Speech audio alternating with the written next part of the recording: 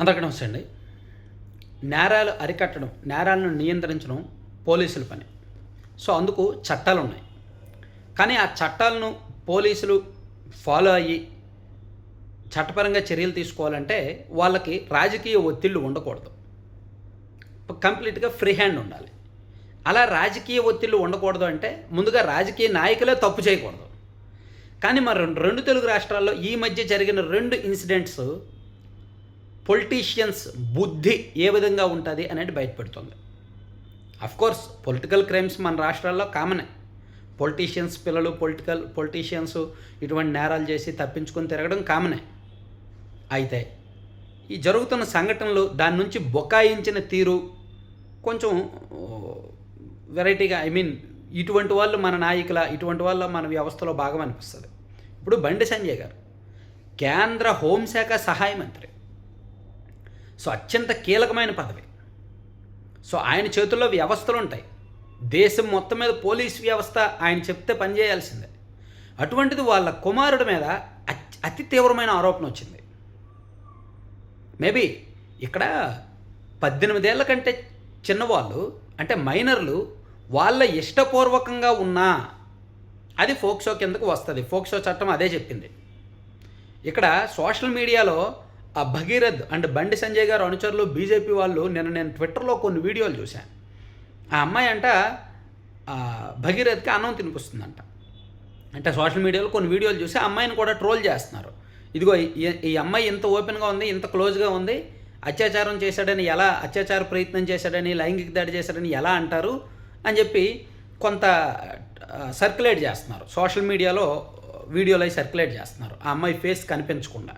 ఇక నేనేమంటానంటే చట్టం ఏం చెప్తుందంటే 18 ఏళ్ల లోపు వాళ్ళు వాళ్ళ అంగీకారంతో ఉన్నప్పటికీ వాళ్ళ మీద ఇటువంటి ప్రయత్నం చేయకూడదు. అది ఫోక్సో చట్టం కింద నేరమే. కాబట్టి ఇక్కడ ఆ అమ్మాయి అంగీకారం తెలిపినా, అక్కడ వాళ్ళిద్దరి మధ్య ఫ్రెండ్షిప్ ఉన్నా, ఆ అమ్మాయి ఇష్టపూర్వకంగా వెళ్ళినా సరే చట్టమే.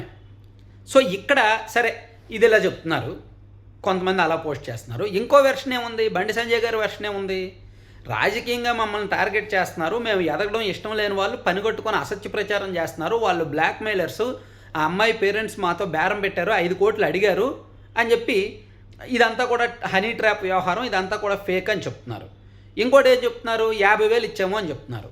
అంటే ఇక్కడ కేంద్ర హోంశాఖ సహాయ మంత్రిగా అంత పెద్ద వ్యక్తి 5 కోట్లు ఇమ్మని బెదిరిస్తే ఊరుకుంటారా? 50,000 ఇస్తారా? అసలు నమ్మశక్యంగా ఉందా?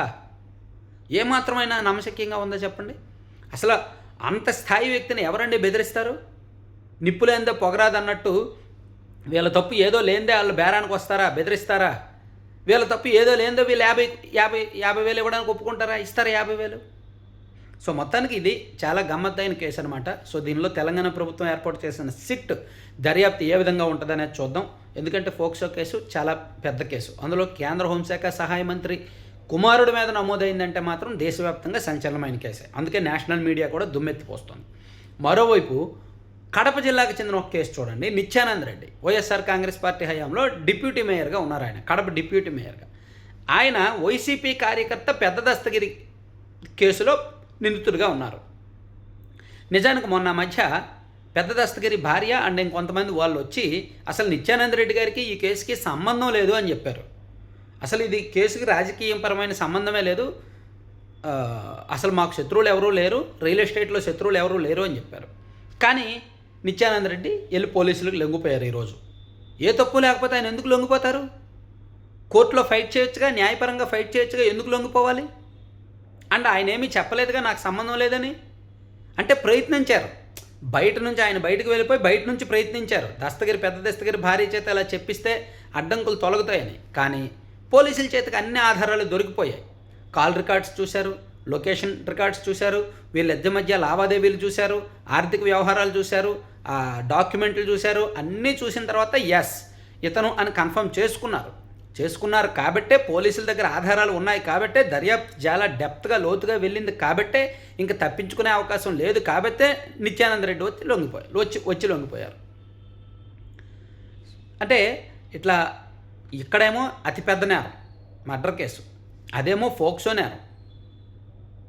సో రెండు కూడా తీవ్రమైన నేరాలే.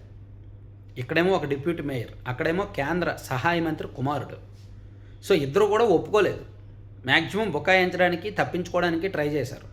ఆ తర్వాత ఇంకా తప్పనిసరి పరిస్థితుల్లో అక్కడ ఆ కుర్రాడేమో పరారయ్యాడంట. మరి ఎక్కడున్నాడో తెలీదు, అప్స్కాండ్ అయ్యారు అంటున్నారు. ఇతనేమో పరారయ్యి ఇంక తప్పనిసరి పరిస్థితుల్లో లొంగిపోయాడు. ఇలా ఉంది మన 2 తెలుగు రాష్ట్రాల్లో రాజకీయ వ్యవస్థ. Thank you.